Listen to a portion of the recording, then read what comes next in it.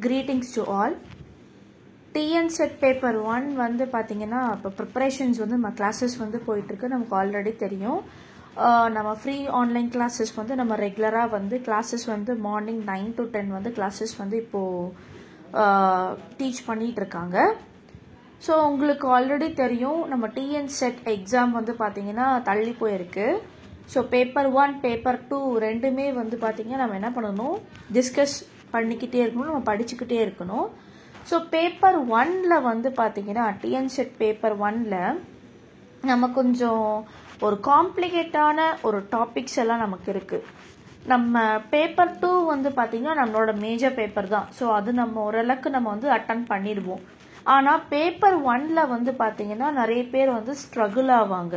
ஏன்னா வந்து நமக்கு பேசிக்கான concepts for example teaching ability, research aptitude அப்படின்ற ரொம்ப டெப்த்தான டாபிக் நம்ம படிக்கணும். And also aptitude, so mathematics, so அதுவும் வந்து பார்த்தீங்கன்னா நமக்கு ஃபுல்லாக டெப்த்தாக கேட்பாங்க. ஸோ பேப்பர் 1 இருக்கிறதுலே வந்து லிட்டில் பிட் ஒரு டஃப்பான ஒரு டாபிக் அப்படின்றது சொல்லலாம். அதனால வந்து பார்த்தீங்கன்னா பேப்பர் 1 பேப்பர் 2 நீங்கள் எல்லாருமே ப்ரிப்பேர் ஆயிருப்பீங்க, ஓரளவுக்கு வந்து ஆயிருப்பீங்க. ஆனால் பேப்பர் 1 வந்து பார்த்தீங்கன்னா நிறைய பேர் வந்து தடுமாறிட்டு இருக்காங்க. எப்படி படிக்கிறது, என்ன படிக்கிறது அப்படின்னு சொல்லி கொஞ்சம் நிறைய பேர் தடுமாறுறாங்க. ஸோ ஃபஸ்ட்டு வந்து பார்த்தீங்கன்னா நான் ஒரு பேசிக்கான ஒரு விஷயம் நான் சொல்லிடுறேன். எப்படி படிக்கணும், ஒரு டாபிக் எடுத்தோம் அப்படின்னா அதுக்குள்ள கண்டென்ட் நம்ம என்னென்ன படிக்கணும் அப்படின்றத நான் ஒரு பேசிக்கான ஒரு விஷயம் வந்து நம்ம இந்த வீடியோவில் வந்து பார்க்கலாம். ஸோ ஃபஸ்ட்டு வந்து பார்த்தீங்கன்னா teaching aptitude. So first unit 1 வந்து பார்த்தீங்கன்னா டீச்சிங் ஆப்டிடியூட் கொடுத்துருக்காங்க. ஸோ டீச்சிங் ஆப்டிடியூட் என்னன்னு வந்து பார்த்தீங்கன்னா டீச்சிங் சம்மந்தமான பேசிக் பற்றி தெரியறதான். ஒரு டீச்சிங் அப்படின்னாலே உங்களுக்கு தெரியும். டீச்சிங்னா இப்போ ஒரு டீச்சர்ஸ் வந்து பார்த்தீங்கன்னா கிளாஸ் எடுக்கிறது. ஸோ கிளாஸ் வந்து இன்ட்ராக்டிவ் கிளாஸாக இருக்கலாம், இல்லை ஆன்லைன் கிளாஸஸாக இருக்கலாம். ஸோ எந்த கிளாஸ் இருந்தாலுமே சரி அது டீச்சிங் அப்படின்றது உங்களுக்கு தெரியும். ஸோ டீச்சிங் ஆப்டிடியூட் அப்படிங்கிறது நீங்கள் மெயினாக படிக்க வேண்டியது concept. So concept of teaching, so டீச்சிங்கில் வந்து என்னென்ன கான்செப்ட் வந்து யூஸ் பண்ணுறாங்க அப்படின்றது நீங்கள் மெயினாக படிச்சுக்கணும். அப்புறம் வந்து பார்த்தீங்கன்னா criteria of selections. So criteria of selection அப்படின்னா எந்த மாதிரி மெத்தடில் நம்ம டீச் பண்ணுறது. See for example seminar. So seminar மெத்தடில் வந்து பார்த்தீங்கன்னா நிறைய பேர் டீச் பண்ணுவாங்க. அப்புறம் இந்த சினாப்சிஸ் கான்ஃபரன்சஸ் போட்டு நிறைய டீச் பண்ணுவாங்க. இல்லை அகாடமிக் வைஸாக வந்து பார்த்தீங்கன்னா டீச் பண்ணுவாங்க. அது எல்லாமே வந்து க்ரைட்டீரியா ஆஃப் செக்ஷன் அப்படின்னு சொல்லலாம். நெக்ஸ்ட்டு வந்து பார்த்தீங்கன்னா யாரெல்லாம் டீச் பண்ணலாம், அவங்களுக்கு என்னென்ன குவாலிட்டிஸ் இருக்கணும் டீச் பண்ணுறது அப்படின்ற ஒரு சில விஷயங்கள் வந்து நம்ம தெரிஞ்சுக்கணும். So for example personal qualities. So ஒரு டீச் பண்ணுறதுக்கு உண்டான குவாலிட்டிஸ் வந்து நமக்கு மெயினாக வந்து தெரிஞ்சுக்கணும். இதெல்லாம் நீங்கள் டீச்சிங் ஆப்டிடியூடில் படிக்கணும்.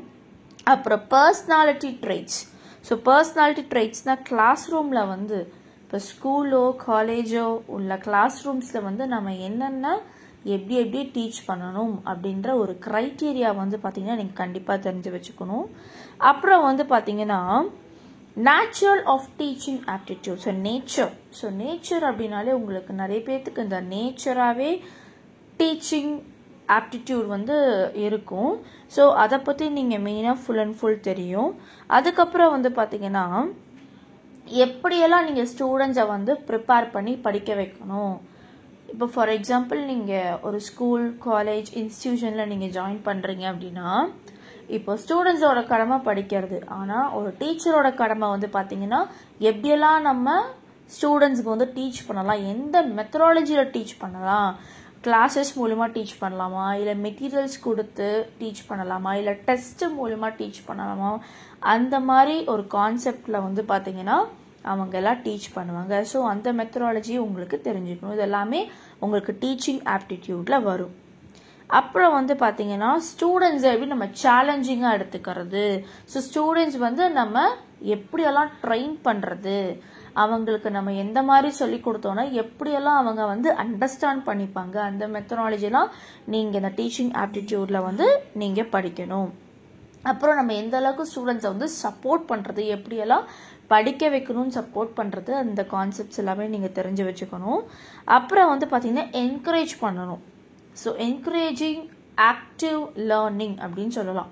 So encouraging active learning is nothing but நீங்கள் ஸ்டூடெண்ட்ஸை வந்து எந்த அளவுக்கு நீங்கள் மோட்டிவ் பண்ணி என்கரேஜ் பண்ணுறது. ஃபார் எக்ஸாம்பிள் இப்போ ஸ்கூலில் வந்து பார்த்திங்கன்னா நம்ம குழந்தைங்களுக்கு வந்து அவங்க நல்லா டெஸ்ட்டில் வந்து நல்லா ஸ்கோர் பண்ணியிருக்காங்க அப்படின்னு நம்ம என்ன பண்ணுவோம், ஒரு ஸ்டார் போடுவோம், இல்லை வெரி குட் வந்து போடுவோம்.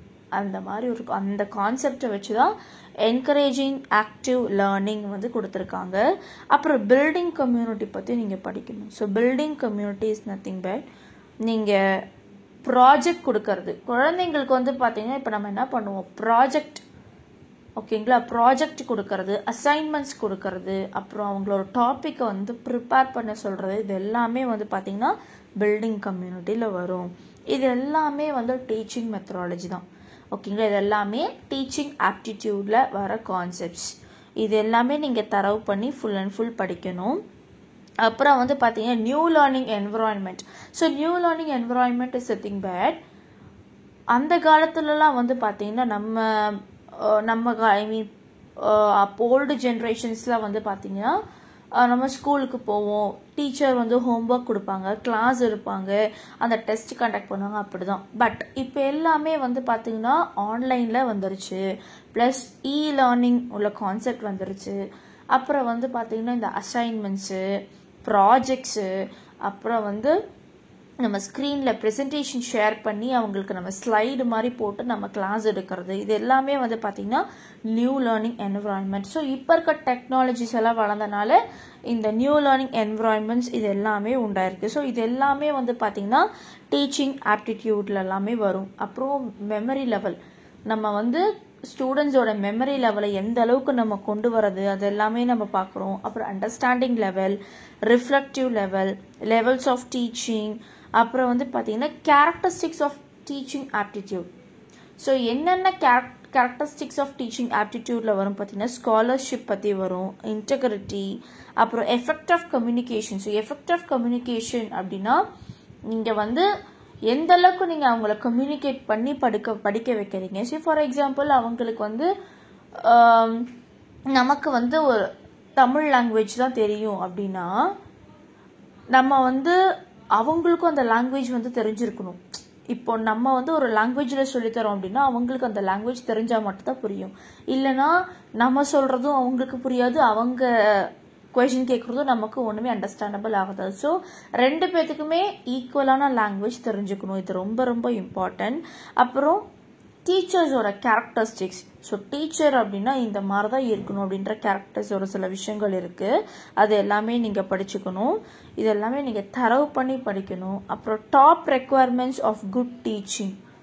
ஸோ ஒரு நல்ல டீச்சிங்க்கு வந்து என்னென்ன ரெக்குவயர்மெண்ட்ஸ் இருக்குது அது எல்லாமே டீச்சிங் ஆப்டிடியூடில் வரும். ஸோ இது எல்லாமே நீங்கள் நம்ம கிளாஸில் ஓகேங்களா, ஸோ நீங்கள் கிளாஸில் பார்க்கும்போது இன்னும் நீங்கள் இதெல்லாம் டெப்த்தாக பார்க்கலாம். இது எல்லாமே வந்து உங்களுக்கு டீச்சிங் ஆப்டிடியூடில் வரும். செகண்ட் டாபிக் என்னென்னா ரிசர்ச் ஆப்டிடியூட். ஸோ டீச்சிங் ஆப்டிடியூடுங்கிறது நம்ம இந்த டீச்சிங் வைஸில் என்னென்ன விஷயங்கள் இருக்குது அப்படின்றதான் பார்க்குறோம்.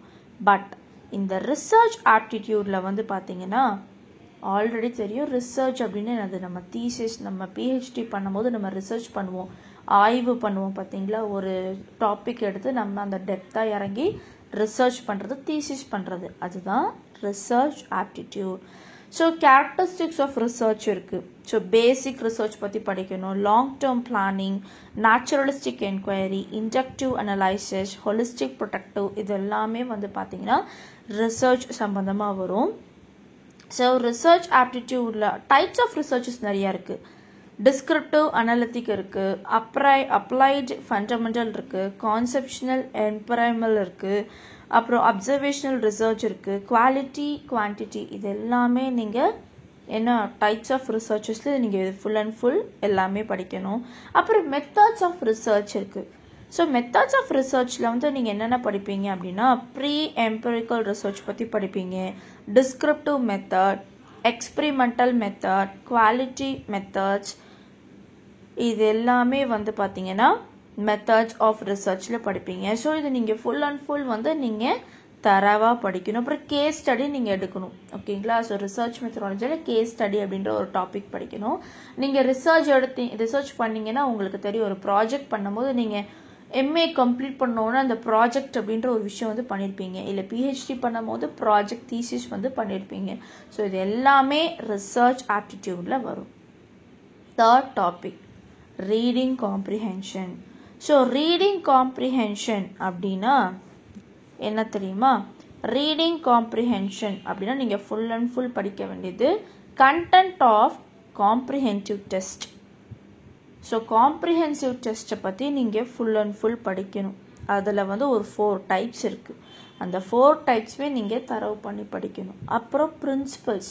ஸோ பிரின்சிபல்ஸ்னால் ரூல்ஸ் அண்ட் ரெகுலேஷன். இந்த பிரின்சிபலை வந்து நீங்கள் ஃபாலோ பண்ணி படிக்கிறது தான் என்னது ரீடிங் காம்ப்ரிஹென்ஷனில் நீங்கள் ஃபுல் அண்ட் ஃபுல் படிக்கணும். அப்புறம் ஹவு டு அட்மினிஸ்ட்ரேட் அச்சீவ்மெண்ட் டெக்ஸ்ட்டை பற்றி நீங்கள் படிக்கணும். இது ஃபுல் அண்ட் ஃபுல் வந்து இதில் வரும், ரீடிங் காம்ப்ரிஹென்ஷனில் வரும். Next communication. ஸோ கம்யூனிகேஷன் அப்படின்னா உங்களுக்கு ஆல்ரெடி தெரியும், கம்யூனிகேட் பண்ணுறது அப்படின்னா இப்போ நான் ஒரு விஷயத்த சொல்ல வரேன் அப்படின்னா செகண்ட் பர்சன்ட்டை வந்து நம்ம அது கன்வே பண்ணுறது. அந்த ப்ராசஸை வந்து நம்ம எப்படி கொண்டு போகணுமோ அதை கரெக்டாக வந்து கம்யூனிகேட் பண்ணி கொண்டு போகிறதா என்னது கம்யூனிகேஷன் ஸ்கில் அப்படின்னு சொல்கிறோம். கம்யூனிகேஷனோட டெஃபினேஷன் நீங்கள் தெரிஞ்சுக்கணும். நேச்சர் ஆஃப் கம்யூனிகேஷன், அப்புறம் அதோட கான்செப்ட் பற்றி நீங்கள் தெரிஞ்சுக்கணும். அப்புறம் கம்யூனிகேஷன் ப்ராசஸ் எப்படியெல்லாம் கம்யூனிகேஷன் உண்டாகுது அப்படின்றத நீங்கள் தெரிஞ்சுக்கணும். ஸோ ஃபார் எக்ஸாம்பிள் இப்போ கம்யூனிகேஷன் மீடியான்னு சொல்கிறோம். கம்யூனிகேஷன் மீடியா அப்படின்னா ஒரு சர்க்கிள் மாதிரி போகலாம். கம்யூனிகேஷன் மீடியாவிலேருந்து நம்ம ரிசீவர்லேருந்து கம்யூனிகேஷன் மீடியா திரும்ப வரும். அப்புறம் கம்யூனிகேஷன் மீடியாவிலேருந்து சோர்ஸ் ஆஃப் கம்யூனிகேஷன், இதெல்லாமே நீங்கள் ஃபுல் அண்ட் ஃபுல் தெரிஞ்சு வச்சுக்கணும். அப்புறம் அப்ஜெக்டிவ்ஸ். ஸோ கம்யூனிகேஷனோட அப்ஜெக்டிவ்ஸ் வந்து நீங்கள் ஃபுல் அண்ட் ஃபுல் தரவு பண்ணிக்கணும். அப்புறம் கைண்ட்ஸ் ஆஃப் கம்யூனிகேஷன். ஸோ என்னென்ன கம்யூனிகேஷன் கைண்ட்ஸ் இருக்குது அப்படின்னா formal communication, informal, oral communication, written communication, downward, upward, horizontal, modes of communication, இது எல்லாமே நீங்கள் தரவு பண்ணி படிக்கணும். இந்த டாபிக் நான் என்னென்ன சொல்கிறேன் பார்த்தீங்களா, அது எல்லாமே நீங்கள் தரவு பண்ணி படிச்சுக்கோங்க. நெக்ஸ்ட்டு நேச்சர் ஆஃப் கம்யூனிகேஷன், இது எல்லாமே நீங்கள் தெரிஞ்சுக்கணும். அப்புறம் characteristics, types of communication. So types of communication is nothing but graphics பற்றி, inspections, interpersonal communication, object communication, aristic communication, non-verbal communication, இது எல்லாமே நீங்கள் தரவு பண்ணி படிக்கணும். ஓகேங்களா? ஸோ கம்யூனிகேஷன் அப்படிங்கிறது ரொம்ப டெப்த்தான ஒரு விஷயம். ஓகேங்களா? அதை நீங்கள் கண்டிப்பாக தரவு பண்ணி படிக்கணும். அப்புறம் பேரியர்ஸ் டு கம்யூனிகேஷன், இதெல்லாமே நீங்கள் தரவு பண்ணி full and full படிக்கணும். This is about the communication. So effective communication, effective classroom communication. So classroomல வந்து பார்த்தீங்கன்னா நம்ம ஸ்டூடெண்ட்ஸ் எப்படி இன்ட்ராக்ட் பண்ணி கம்யூனிகேட் பண்ணுறது, அது எல்லாமே நீங்கள் அதோட ஸ்ட்ராட்டஜி ஃபுல்லாகவே படிக்கணும். நெக்ஸ்ட் வந்து பார்த்தீங்கன்னா information and communication technology. So information and communication technology ID அப்படின்னு சொல்லலாம். ஓகேங்களா? ஸோ அப்படின்னா என்ன அப்படின்னா information and communication technology. So டெக்னாலஜியை வச்சு நம்ம வந்து பார்த்தீங்கன்னா கம்யூனிகேஷனை வந்து வளர்க்குறோம். ஸோ ஃபார் எக்ஸாம்பிள் இப்போ மொபைல் ஃபோன்ஸ் எல்லாம் வந்துருச்சு. ஸோ ஒரு மொபைல் ஃபோனை வச்சு நம்ம என்ன பண்ணுறோம், கம்யூனிகேட் பண்ணுறோம். அண்ட் இப்போ வாட்ஸ்அப் வந்துருச்சு, இன்ஸ்டாகிராம், ஃபேஸ்புக், நிறைய விஷயங்கள் வந்துருச்சு. அது எல்லாமே நம்ம என்ன பண்ணுறோம், ஒன்று டெக்ஸ்ட் மூலிமா கம்யூனிகேட் பண்ணுறோம், இல்லை கால் மூலிமா கம்யூனிகேட் பண்ணுறோம், இல்லை வீடியோ கால்ஸ் மூலிமா கம்யூனிகேட் பண்ணுறோம். ஸோ இது எல்லாமே கம்யூனிகேஷன்ஸ் தான். ஸோ இதை பற்றி நீங்கள் என்ன படிக்கணும் அப்படின்னா மீனிங்ஸை பற்றி தெரிஞ்சுக்கணும். இன்ஃபர்மேஷன் அண்ட் கம்யூனிகேஷன் டெக்னாலஜி அதோட மீனிங்கு, கான்செப்ட் பற்றி நீங்கள் ஃபுல்லாக தெரிஞ்சுக்கணும். அதோட டைமென்ஷன்ஸ் பற்றி நீங்கள் ஃபுல்லாக தெரிஞ்சுக்கணும். அப்புறம் கம்யூனிகேட்டிங் ஸ்கில்ஸை பற்றி நீங்கள் ஃபுல்லாக தெரிஞ்சு வச்சுக்கணும். ஸோ கம்யூனிகேஷனோட ஸ்கில்ஸ். ஸோ ஐசிடி கரிக்குலம் அப்படின்றது ரொம்ப important. So ICT curriculum is nothing but information communication technology தான். அந்த ஐசிடி கரிக்குலம்ங்கிறது உங்களுக்கு 4 டைப் வரும். General outcomes, specific outcomes, illustrative example, assessment, framework. இது எல்லாமே நீங்கள் ஃபுல்லாக தரவு பண்ணணும். இது என்னங்கிறது நீங்கள் தெரிஞ்சு வச்சுக்கணும்.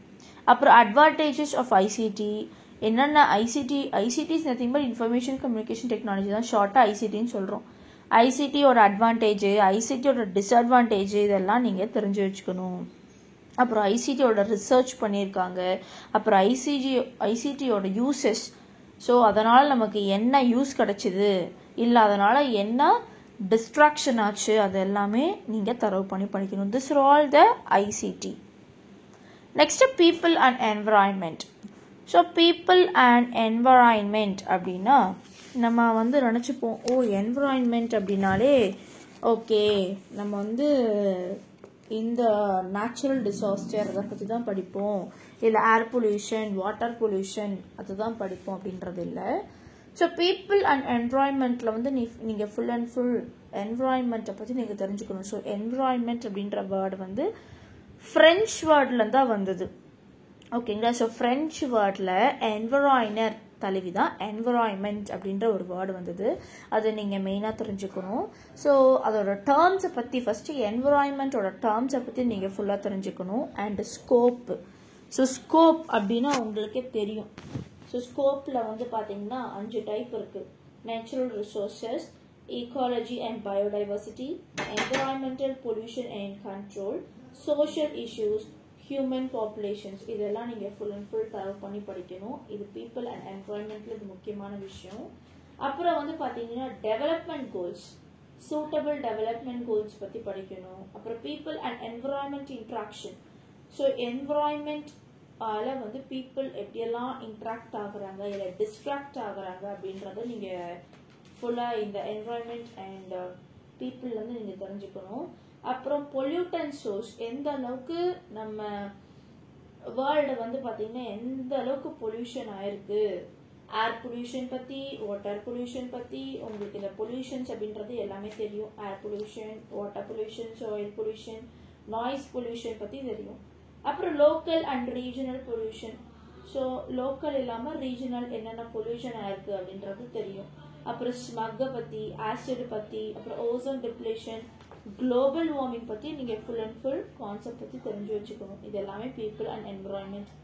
Next higher education system.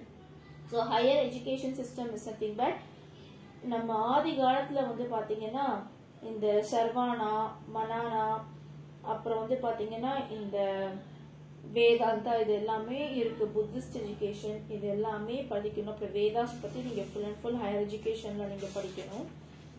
அப்புறம் வந்து பார்த்தீங்கன்னா இப்போ வர educations.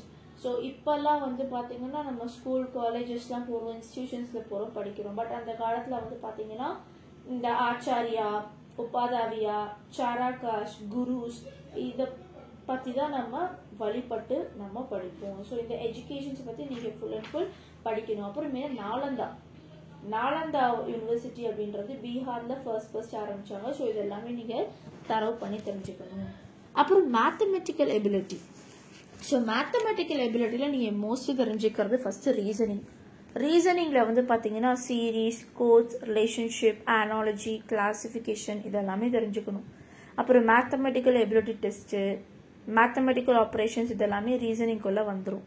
Next logical reasoning. So logical reasoning பற்றி நீங்கள் தரவு பண்ணி படிக்கணும். அப்புறம் டேட்டா இன்டர்பிரிட்டேஷன். ஸோ இது எல்லாமே நீங்கள் ஃபுல்லாக தரவு பண்ணி படிக்கணும். ஸோ உங்களுக்கு ஆல்ரெடி தெரியும் நம்ம இன்ஸ்டிடியூஷனில் வள்ளுவர் வாசகர் வட்டத்தில் வந்து பார்த்தீங்கன்னா டிஎன்செட் பேப்பர் 1 உண்டான ஆன்லைன் கிளாஸஸ் வந்து ஃப்ரீ ஆன்லைன் கிளாஸஸ் வந்து ரெகுலராக கிளாஸ் போயிட்டுருக்கு. நீங்கள் வந்து ஜாயின் பண்ணணும் அப்படின்னு நினச்சிங்கன்னா என்னோட நம்பர் நான் வந்து ஸ்க்ரீனில் ஷேர் பண்ணியிருக்கேன். 8056713273. அந்த நம்பருக்கு நீங்கள் வந்து ஒன்று கால் பண்ணலாம் இல்லை டெக்ஸ்ட் பண்ணலாம். ஓகேங்களா. ஸோ பேப்பர் 1க்கு கிளாஸஸ் போயிட்டுருக்கு. Paper 2 for English only. Paper 2க்கு எதுக்கு இங்கிலீஷ் மட்டும்தான், மற்ற எந்த சப்ஜெக்ட்டுக்கும் இல்லை. பேப்பர் 2 இங்கிலீஷ் மட்டும் கிளாஸஸ் வந்து ஈவினிங் 4 to 5 வந்து கிளாஸஸ் போயிட்டுருக்கு. உங்களுக்கு வேணும் கிளாஸஸ் ஜாயின் பண்ணணும்னா இந்த நம்பருக்கு கால் பண்ணி டெக்ஸ்ட் பண்ணுங்கள். So thank you.